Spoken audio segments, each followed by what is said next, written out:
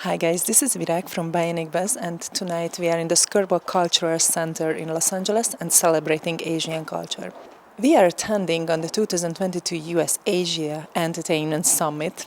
Behind the scenes, there are the Asia Society Southern California, so they are the organizer of the event. And on the red carpet, we're going to meet with a lot of Asian celebrities also, because they are representing the Asian film industry and television shows. Please stay with us and stay tuned. You're representing your culture as the president of the Academy? Yes, I feel like I'm representing many cultures. I'm representing my culture, I'm representing women, but I'm also representing the entire film community, and I don't see any of it as being mutually exclusive. It's all just expanding. It's like having an extended family. So I still feel very loyal to my community, but I also know that I need to represent the over 10,000 members that we have, and I'm really enjoying doing that. And I just came back from a tour to New York and Europe with the CEO, Bill Kramer, and we just did a listening tour, and it's been wonderful getting to know even more members than I knew before. Thank you so much. Please describe it. What are you wearing tonight? Oh my gosh, I am wearing a traditional qipao. Actually, I will bring the designers on the carpet soon, but they are here today. This is from Madame Shanghai, and they do custom qipao and custom hand embroidery on all of their pieces. So thank you. Of the You know, in Chinese culture, the phoenix and the dragon are all symbols of good fortune and prosperity and good luck. And we love that. We love good luck and prosperity. Do you think, you just mentioned luck, do you think that the Asian community have more luck in Hollywood than before, like 30, 40 years before? That's an interesting question. I don't know if I would say luck.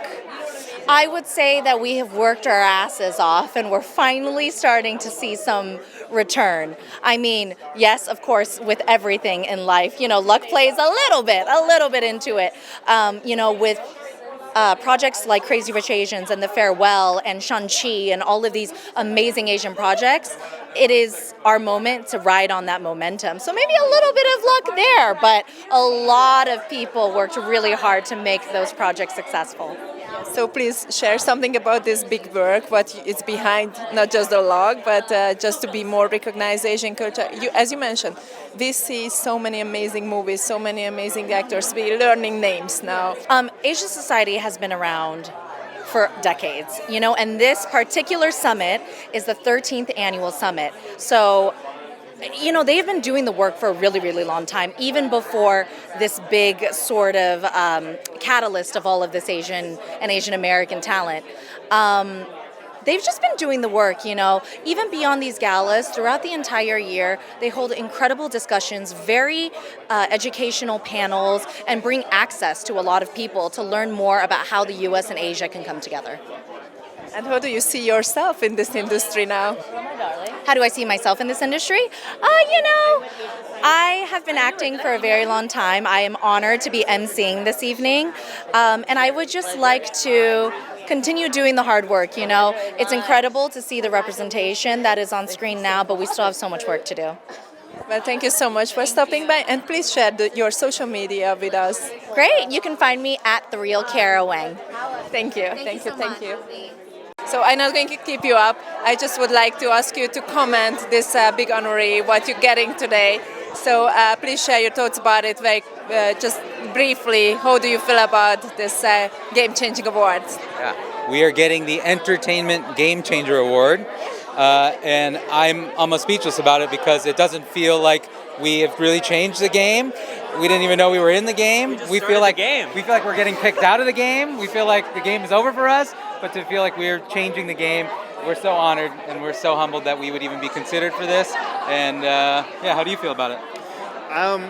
I'm very excited because I think one of the things that defines our work is generally this energy that we believe that the way things aren't always how they have to be. And so the fact that we are, instead of being reprimanded for that, we're actually being awarded for that is really beautiful, and really excited that the Asia film community has actually really embraced the movie, because this is not what we were expecting. We're just really grateful to be here, grateful that the world is connecting with our film. Yeah, we made the movie we wanted to see, and the fact that people like it means maybe that I'll get to see more movies like that, which is very exciting. and it's very overwhelming to be here, and an honor. Well, thank you so much. Thank you. Thank you. What is your connection to the Asia Society Southern California? So let's start with that. Well, Asia Society has done just incredible work for the community and with the community, and it's an honor to be honored tonight. I'm getting an award, and I'm just so blown away by the fact that I get to share the stage with people that I've admired for so long. Daniels are here. They directed Everything Everywhere All at Once. Janet Yang's getting honored. 88 Rising, this music empire that has really taken over in such a beautiful way. I think just sharing the space is something beautiful about what our community is doing right now, and just being fired up for each other and just having each other's backs and supporting through and through, I think is really, really important. And I think you are doing a very good job, because as a white woman, I'm learning a lot of Asian stars' name, and I see a lot of new movies, and they are amazing. And we are also recognized that how wonderful and colorful is the culture. Plus, also, it's not just that; it's about that there are no difference. Right. So I'm curious how you see it. That is the Asian film industry is still underrepresented in Hollywood?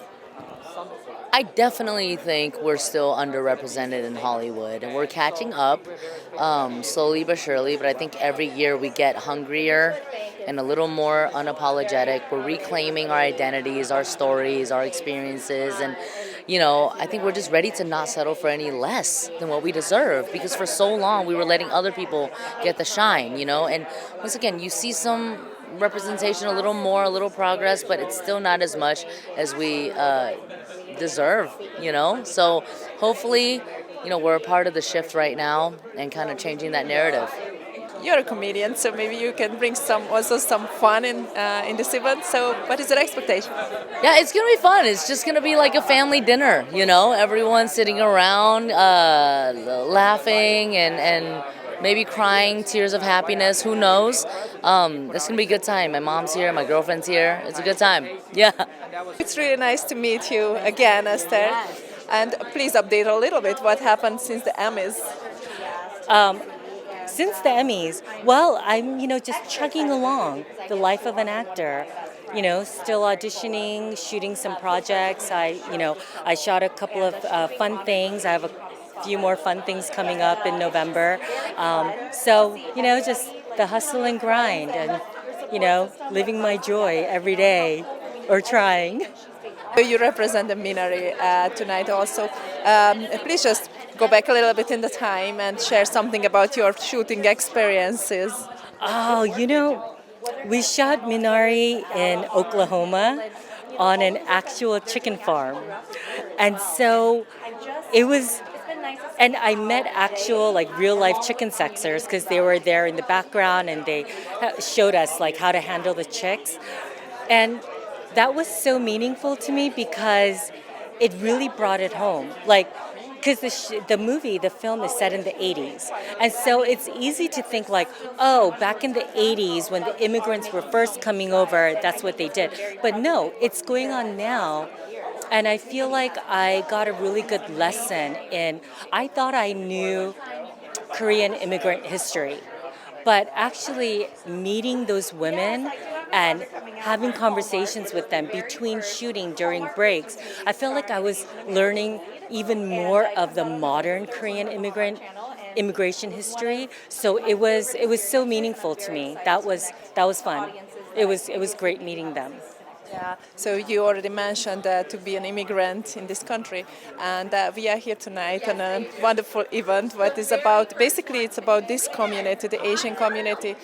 Please share your feelings about it. How is it to be here tonight?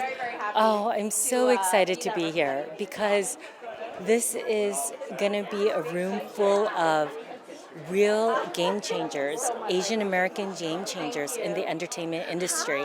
And so it's exciting to see people who are friends, see people who I've admired from afar, and just to absorb that energy and that spirit. This community, our community is strong, and so it's I'm so excited to be here and just listen to all the speaking, see everyone who's being honored, all of that. I'm excited. I'm so happy to be here. And how do you see it from inside of this industry? That how this industry changed? Do you have more opportunities as an Asian actor than like 40 years ago an Asian actor had? Yeah, even in the past 5, 6 years, I've seen a change.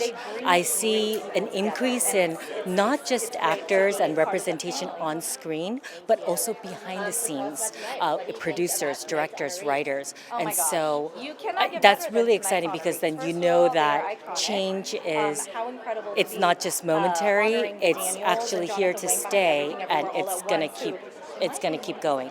So I'm very excited. Great to meet you. I'm Rebecca Liao, co-founder and CEO of Saga. All right. So please share something about your feelings about this event and the society.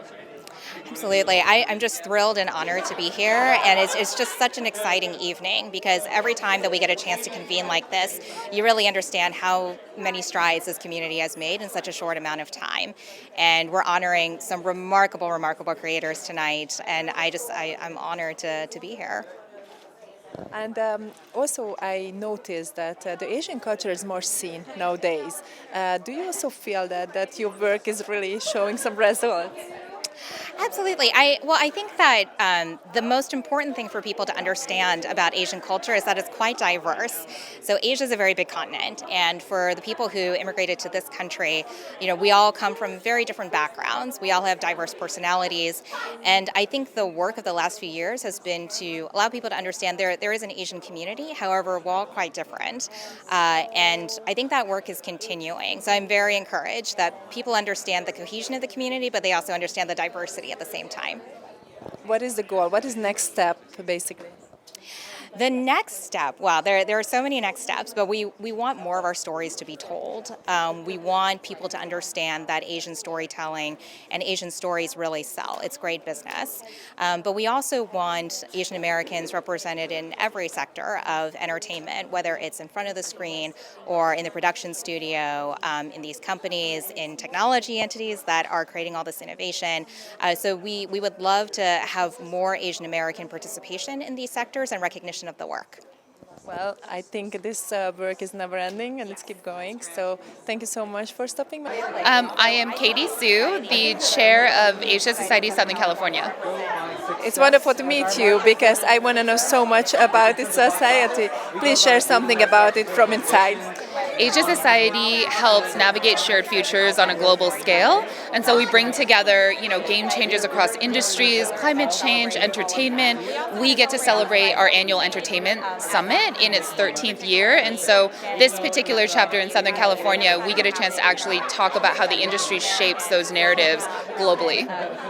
These gentlemen next to you, who I already asked about how they feel about this big honor what they got. So please share something about it, about this honor, about this game-changing award. This is the correct line. We are so excited about the Game Changers. We're celebrating for Everything, Everywhere, All at Once. It's such an incredible film. It's near and dear to me.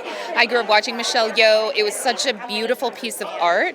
But more importantly, I think it normalized storytelling from the view of an immigrant family. And seeing that allowed so many people like myself, just a little girl of myself, feel seen. And I think being able to see more film like that be screened and shown and celebrated like how we're doing it now, this is how we normalize the narrative and get us a part of representation and get us a part of the industry at large. And so it's such an important film. And I truly, truly hope it gets the recognition it deserves in the coming year. Hi, I'm Rachel Lako. And you are, as I saw, you are an actor in Bel Air, right? Are you still shooting, or you? No, it's all wrapped and done. So first of all, what is the next project that you will work on next? Yeah, so I'm working on a very fun queer romantic comedy feature film. It is called Relive, A Tale of an American Island Cheerleader, fun queer rom-com. It's not just about cheerleading, it's really about community and celebrating family, and I'm really excited about it because we have amazing queer, trans, Asian American, and specifically Southeast Asian Americans artists at the forefront of the film. Yes, I heard that you already talked about it, that Asian culture is so colorful, and so what part of Asian culture you represent? I am definitely representing some Pinay pride today. I'm Filipino American, very proud. This is a beautiful barong that I just bought this the other day. So yeah, I had to represent. You know, it's Filipino American History Month. So today I am just celebrating my community and so excited to see my API family and just uplift and elevate them and yeah, have a great time today.